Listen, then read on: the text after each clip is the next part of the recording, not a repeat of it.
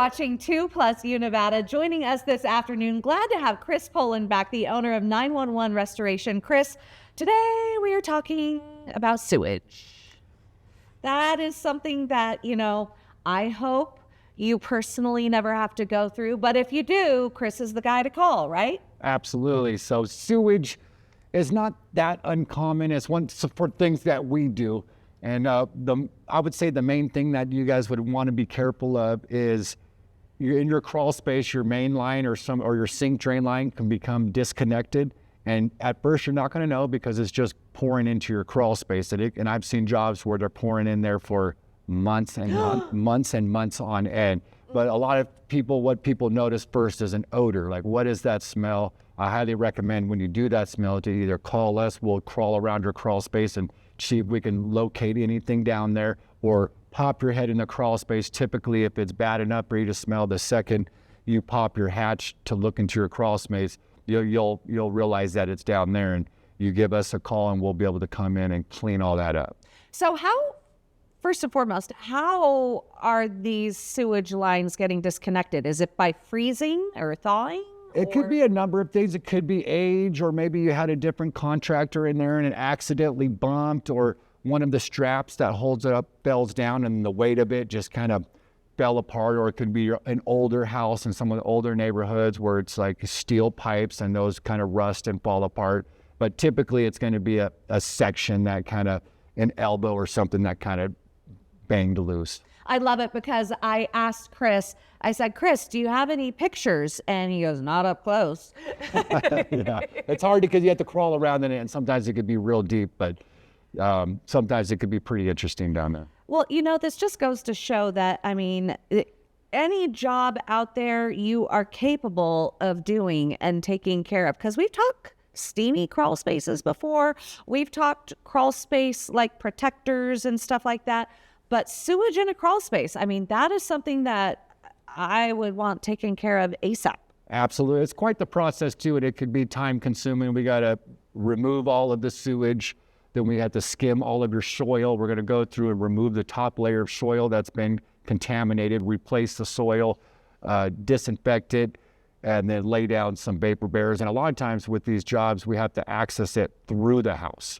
And then, so we have to protect your house coming in and out of the house. One of the first things we are going to do, which is nice, is we're going to negative air your crawl space. So we're going to make it so all the air is pumping out of the crawl space, so that way the odor will leave your house, and we can start bringing dry air into the crawl space to help with the drying process of the soil. Oh, fantastic. Oh, good. Okay, so that's very important. The other thing too, you said not only the smell as a first indicator, but sometimes sewage could be coming up and out through the toilet.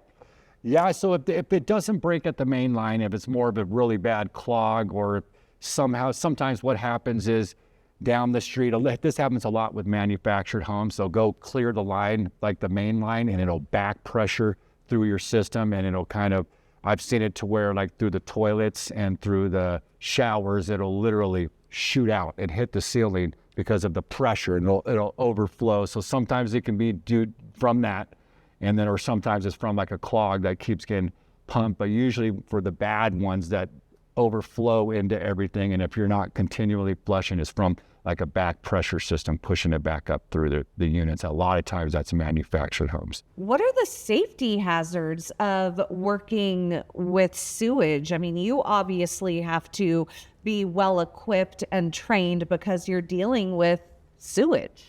The main is PPE, of course. We'd make sure we get all our shots and stuff. And then we have a heavy duty PPE that's puncture resistant. It's not 100% puncture proof. We wish it was, but it's puncture resistant. Gloves, full face respirators, and we tape up all of our arms and all that stuff, so we kind of really protect ourselves, because sometimes we'll literally be in a foot of gunk.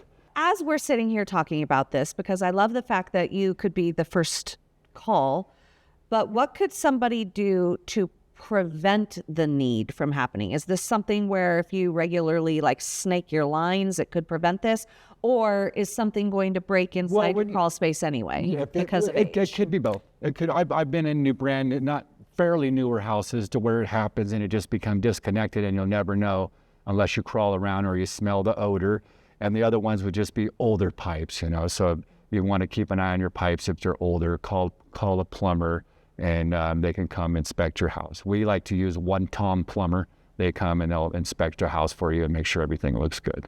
Well, Chris, thank you so much. You always say 911 restoration, the first phone call, you know, and you go in and you clean and you get things back to normal for all the folks at home. How do they find you? Please look us up online. It's the easiest. Just Google 911 restoration. Please call us first. We'll help with the whole insurance process. The sewage claims are typically covered by insurance, and you'll want to use that because they can get pretty expensive fairly quick. And just Google us online and give us a call. We'll answer right away. All right, Chris, thank you so much. You're watching 2 Plus U Nevada.